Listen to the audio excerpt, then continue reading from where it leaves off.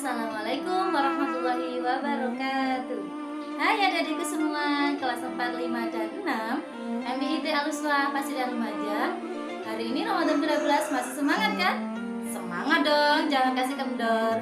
Hari ini Ustazah Hartini izinkan berkisah tentang seorang pemuda yang hidup di zamannya Rasulullah.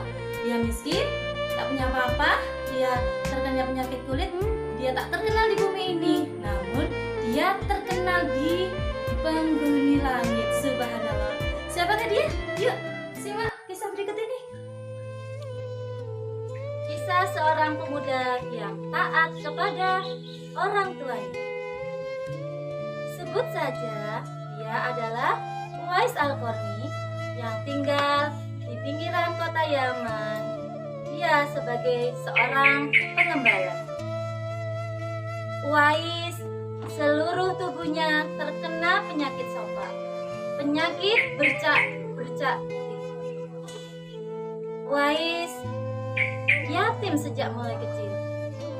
Ia tinggal dengan ibundanya tanpa ada sanak saudara. Uwais miskin, bahkan dia hanya punya 2 helai kain. Satu untuk dia kenakan, satu lagi sebagai selendang. Siapa yang mau mengenal dengan Uwais? Tak ada yang mau berteman dengannya. Tetangga, teman, dan orang-orang sekitarnya sering mengejek Uwais Al-Qarni. Uwais gila, Uwais miskin, Uwais penyakitan. Uwais adalah orang yang tak perlu diajak untuk berteman. Itulah ejekan-ejekan yang menyakitkan bagi Uwais. Uwais hidup mengembala, penghasilannya hanya untuk makan untuk ibu dan Uwais saja. Kadang ada lebihnya, Uwais bagi dengan tetangga yang sama miskin dengannya. Uwais sering membaca Al-Quran, dan ketika membacanya, beliau menangis, meneteskan air mata.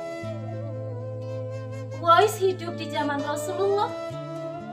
Uwais hidup di zaman Rasulullah, namun beliau tak pernah bertatap muka dengan Rasulullah. Dengan kesibukannya mengembala dan merawat ibunya, Uwais tak pernah marah, Uwais tak pernah mengeluh. Uwais selalu sabar merawat ibunya. Uwais selalu telaten merawat ibunya. Tak satu kata pun kasar Uwais katakan kepada ibunya. Dia betul-betul takut kepada ibunya. Dia betul-betul taat kepada ibunya. Uwais adalah orang yang patut kita contoh. Dan pada suatu ketika Uwais merawat ibunya, Uwais berbisik, "Anakku, aku ingin pergi haji." Setelah tak sadar, Uwais meneteskan air mata. Uwais tertegun. Uwais kaget. Cita-cita mulia seorang ibunya. Dapat dari mana dana aku untuk pergi ke rumah Allah, untuk pergi ke Mekah? Dalam hati. Namun Uwais mengatakan, insya Allah. Dia berpikir keras hari demi hari. Dia berpikir keras bagaimana caranya agar ibunya pergi untuk naik haji. Setelah berpikir keras, akhirnya Uwais menemukan ide cemerlang. Dia berpikir, bagaimana kalau aku dan ibuku pergi haji dengan caraku gendong? Subhanallah, ide yang sangat luar biasa. Namun Uwais sadar bahwa tubuhnya tak begitu kuat, bahwa tubuhnya tak begitu kekar. Untuk menggendong ibunya dari Yaman ke Mekah butuh waktu, butuh tenaga yang begitu banyak. Akhirnya Uwais membeli seekor kambing kecil yang kemudian ia buat untuk latihan menggendong ibunya. Kambing itu dia gendong naik turun bukit. Berhari-hari ia lakukan untuk menggendong kambing-kambing tersebut. Dari sini tak sedikit cemoohan dari orang-orang di sekitarnya. Melihat Uwais menggendong kambing, semua mencibirnya, semua mengejeknya, semua mengumpat, Uwais gila hari ini. Dia sudah menggendong kambing. Uwais bilang, itu kata mereka. Namun Uwais tak putus asa. Uwais tetap menggendong kambing itu hari demi hari demi tercapai cita mulia ibunya, yaitu pergi ke Baitullah. Dan sampailah saatnya tubuh kekar Uwais sudah nyampe pada waktunya. Ia sudah kuat menggendong ibu kesayangan, sehingga ia bawalah ibunya ke Mekah berjalan kaki.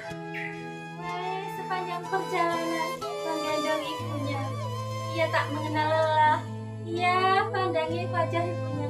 Betapa senang aku hari ini.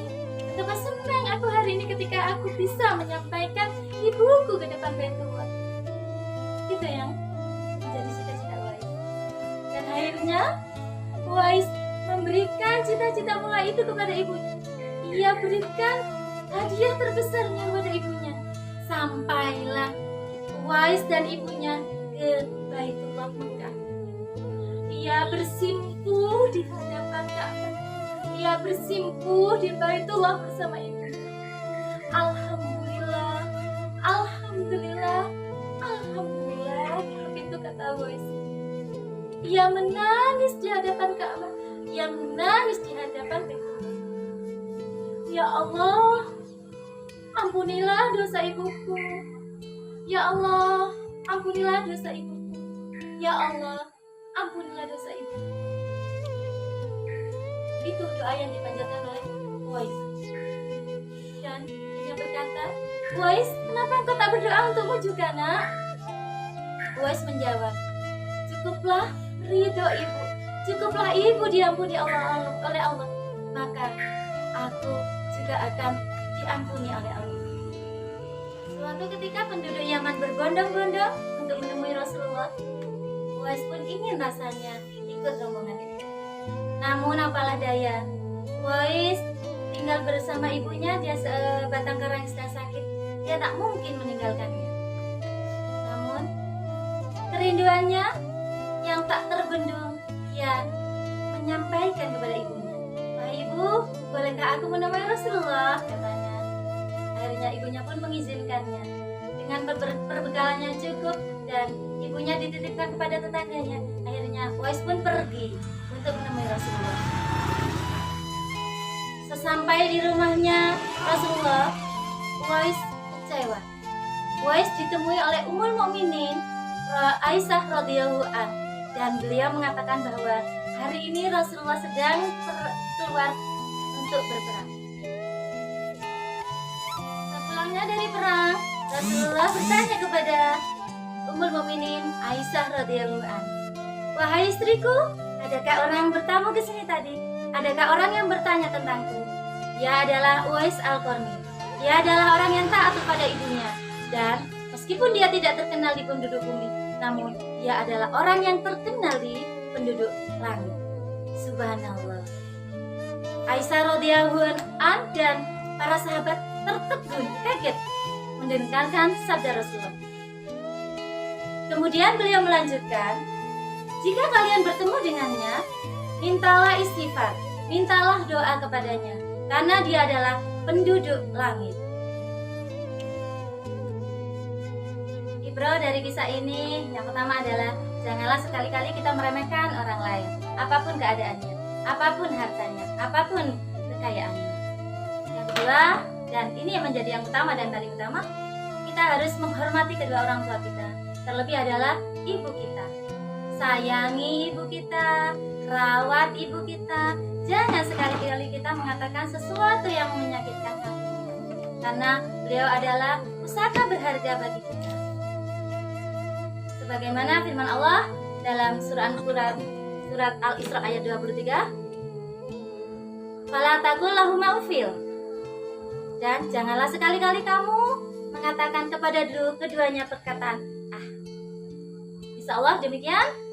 Semoga bermanfaat. Kurang lebihnya mohon maaf. Jasa.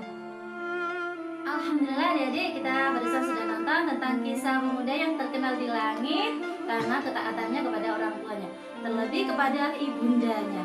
Siapakah dia? Beliau adalah Uwais Al-Qarni. Semoga adik-adikku semua dan kita semua bisa meneladani Uwais Al-Qarni. Nah, adik-adik, hari ini Ustazah Hartini pingin bagi-bagi hadiah. Mau? Mau dong. Caranya gampang. Tulis di kolom komentar dengan hashtag Ramadan Berkah bersama Al-Usra. Tulis nama, kelas, dan juz keberapa adik-adik semua hari ini tilawahnya, ya. Ustazah ulangi lagi dengan hashtag Ramadan Berkah bersama Al-Usra. Tulis nama, kelas, dan adik-adik sudah juz berapa hari ini tilawahnya. Sudah sadar ini kasih contoh di kolom komentar. Nah, komentar harus ada tunggu sampai nanti malam jam 9, ya. Jangan sampai kelewatan. Ada hadiah menarik menunggu adik-adik semua. Lumayan kan? Nah, yang beruntung nanti akan Ustazah pilih di grup dan Ustazah akan berikan kepada masing-masing wali kelas. Oke? Baik adik-adik, hari ini sudah selesai. Tetap semangat ibadahnya. Kurang lebihnya Ustazah Hartini mohon maaf. Wabil taufiq wal hidayah. Assalamualaikum warahmatullahi wabarakatuh. Semangat.